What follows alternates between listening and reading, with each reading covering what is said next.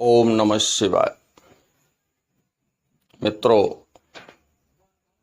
मैं आचार्य चंद्र प्रकाश परम कल्याण साधन यूट्यूब चैनल में आप सबका स्वागत करता हूं। अक्सर ये सवाल उठता है कि आपके द्वारा की गई पूजा का फल कोई भूत प्रेत ग्रहण कर लेता है क्या? क्या भगवान इतने कमज़ोर हैं कि अपनी पूजा के फल को भी बचा नहीं पाते? उसका फल कोई दूसरी नकारात्मक शक्ति बलात् ग्रहण कर लेती है। तो मैं आपको बताना चाहता हूं कि भगवान सर्वशक्तिमान हैं, जिनके इशारे पर सारी सृष्टि नष्ट हो जाती है और उनके इशारे पर पलक झपकते ही सृष्टि पुनः उत्पन्न हो सकती है। अगर वो चाहें तो इस सृष्टि में कुछ भी परिवर्तन कर सकते हैं। फिर तुच्छ से भूत प्रेत, जो कि उन्हीं की एक रचना है, उनके पूजा के फल को कैसे ग्रहण कर सकते हैं? ये विषय बड़ा गंभीर है। वीडियो को ध्यान से सुनने समझने की आवश्यकता है। आप इस वीडियो को बारीकी से समझने की कोशिश करें ताकि इस कंसेप्ट को भली भांति समझ सकें। अगर आप चैनल पर पहली बार विजिट कर रहे हैं तो इसे सब्सक्राइब जरूर कर लें। बेल आइकन को दबा दें ताकि जो भी वीडियो मैं डालूं उसकी सूचना आपको प्राप्त हो जाए। तो मित्रों,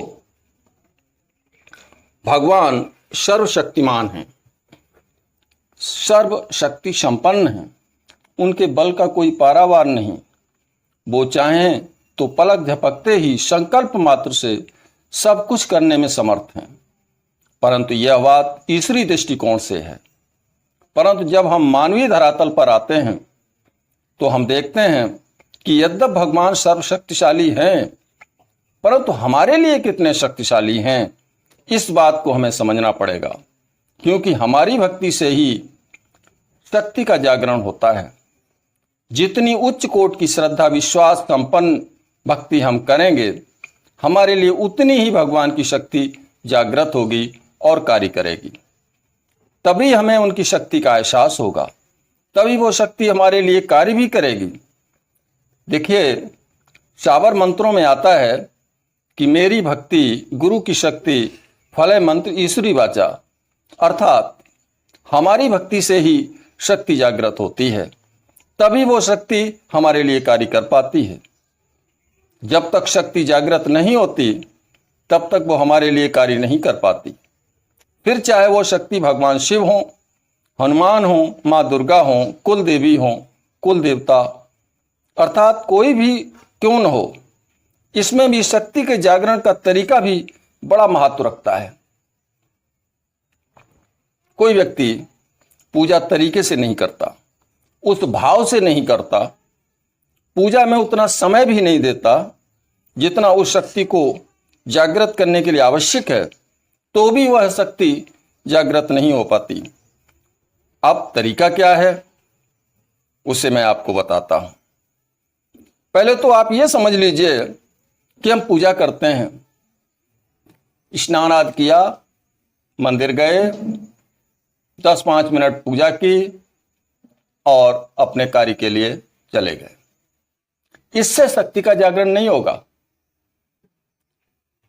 इतना कम समय में शक्ति का जागरण नहीं हो पाता है।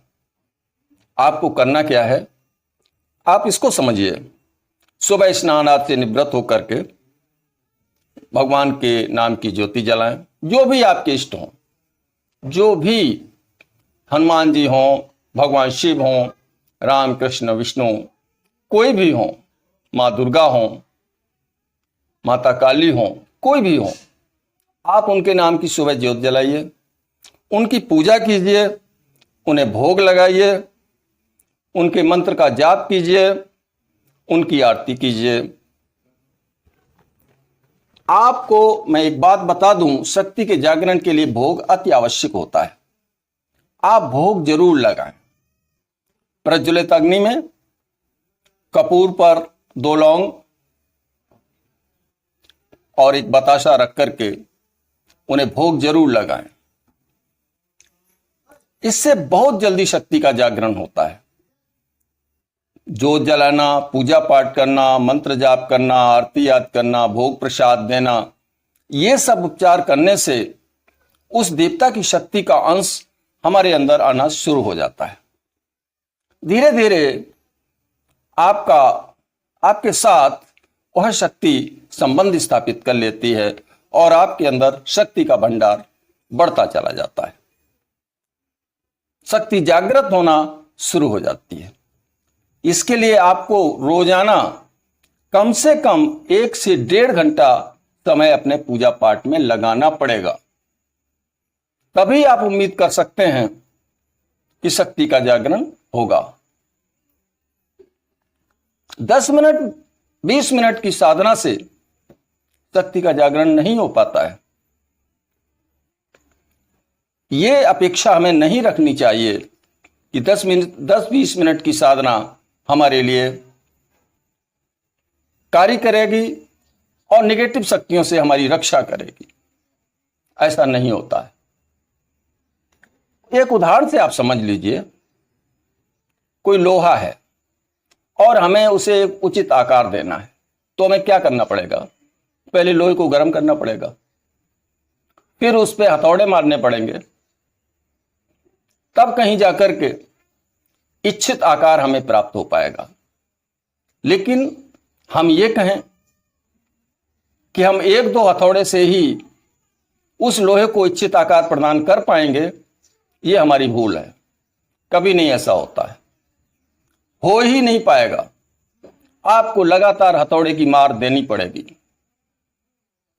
उसके लिए पर्याप्त समय भी चाहिए होगा, तब जाकर के आपका आकार आपको मिल पाएगा, उसका आकार ढल पाएगा। अच्छा, इसे हम दूसरे तरीके से भी समझ सकते हैं। जैसे एक नल है, नल के नीचे एक बाल्टी रखी हुई है, नल से बूंद बूंद करके बाल्टी में पानी टपक रहा है, तो उसमें समय लगेगा, बाल्टी भरने में समय लगेगा। अब आप ये कहें कि कोई बड़ा सा बूंद गिर जाए और पूरी बाल्टी भर जाए, ऐसा तो होना नहीं है। समय लेगा और उस पानी का जो आयतन है वो तभी बढ़ पाएगा जब पर्याप्त मात्रा में पानी इकट्ठा हो जाएगा। ठीक इसी प्रकार से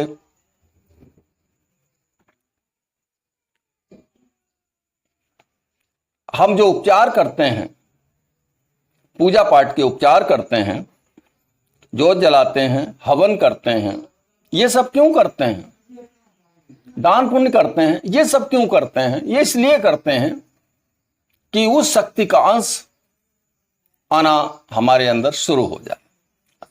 शक्ति का अंश आता है, लेकिन अंश आता है, शक्ति पूरी तरह से जागृत नहीं हो पाती। और वो भी अंश 2-4 बार में, 2-4 दिन में कभी आता है, कभी नहीं भी आता है। तो इसके लिए हमें धैर्य भी रखना होगा और लगातार अपनी साधना को श्रद्धा और विश्वास पूर्वक जारी रखना होगा। तब कहीं जाकर के हमारा उद्देश्य पूरा हो पाएगा और शक्ति जागृत हो जाएगी। शक्ति जागृत होते ही वो कार्य करना भी शुरू कर देगी। तो धीरे धीरे शक्ति के अंश हमारे अंदर आएंगे। उसके लिए हमें पर्याप्त समय देना होगा। कम से कम 1 से 1.5 घंटा का समय हमें अपने पूजा पाठ में लगाना आवश्यक है। अब दूसरे पॉइंट ऑफ व्यू से देखें कि घर में सकारात्मक और नकारात्मक दोनों प्रकार की शक्तियां मौजूद हैं। सकारात्मक शक्ति अभी जागृत नहीं हो पाई और नकारात्मक शक्ति जिसे किसी तांत्रिक ने जागृत करके भेजा हुआ है या वो स्वयं आ गई है, तो वो शक्ति तो कार्य करेगी क्योंकि वो जागृत है। सकारात्मक शक्ति यानी हमारे इष्ट देव की शक्ति जिनकी हम पूजा कर रहे हैं, वो अभी जागृत ही नहीं हो पाई, तो कार्य कैसे करेगी? तो इससे साफ जाहिर होता है कि वह नकारात्मक शक्ति हमारी पूजा को ग्रहण कर लेगी, क्योंकि रोकने वाला कोई है नहीं। सकारात्मक शक्ति का भी जागरण नहीं हुआ है। छुटपुट पूजा पाठ से वो शक्ति तो जागृत नहीं होगी, हो ही नहीं पाएगी। इसे ऐसे भी समझ सकते हैं कि कोई भक्त है और हम उसके पास गए, अपने लिए किसी समस्या के समाधान के लिए उससे प्रार्थना करवाने के लिए कहा कि आप हमारे लिए प्रार्थना कर दीजिए, तो वो भक्त प्रार्थना कर देता है और हमारा कार्य हो जाता है, हमारी समस्या का निदान हो जाता है। लेकिन वही प्रार्थना जो उसने की हम करेंगे तो उसका कोई फल नहीं मिलेगा, क्योंकि हमारे अंदर वो शक्ति जागृत नहीं है। भक्त के अंदर वो शक्ति जागृत है, तभी वो शक्ति हमारे लिए भी काम करती है, भक्त के लिए भी काम करती है। भगवान सर्वशक्तिशाली हैं, परंतु हमारे लिए वो कितने शक्तिशाली हैं, हमने कितने अंश में उनकी शक्ति को जागृत किया हुआ है, उतने ही अंश में भगवान की शक्ति हमारे लिए कार्य करेगी। अतः हमें चाहिए कि हम देवता की शक्ति को अधिक से अधिक अंशों में जागृत करें। जब ऐसा हो जाएगा तो कोई भी नकारात्मक शक्ति हमारी पूजा का फल ग्रहण नहीं कर पाएगी, बल्कि वो हमारे घर में प्रवेश भी नहीं कर पाएगी। आशा करता हूं कि वीडियो में दी गई जानकारी आपके लिए लाभदायक सिद्ध होगी। आप इसे लाइक करें, मित्रों में भी शेयर करें, ताकि यह जानकारी उन तक भी पहुंच सके जो इस प्रकार की शंका से ग्रसित हैं। आगे मैं भगवान शिव से प्रार्थना करता हूं कि वे आपको सुख सौभाग्य प्रदान करें। मिलूंगा अगले वीडियो में नई जानकारी के साथ। तब तक के लिए ओम नमः शिवाय, ओम नमः शिवाय, ओम नमः शिवाय, ओम नमः शिवाय।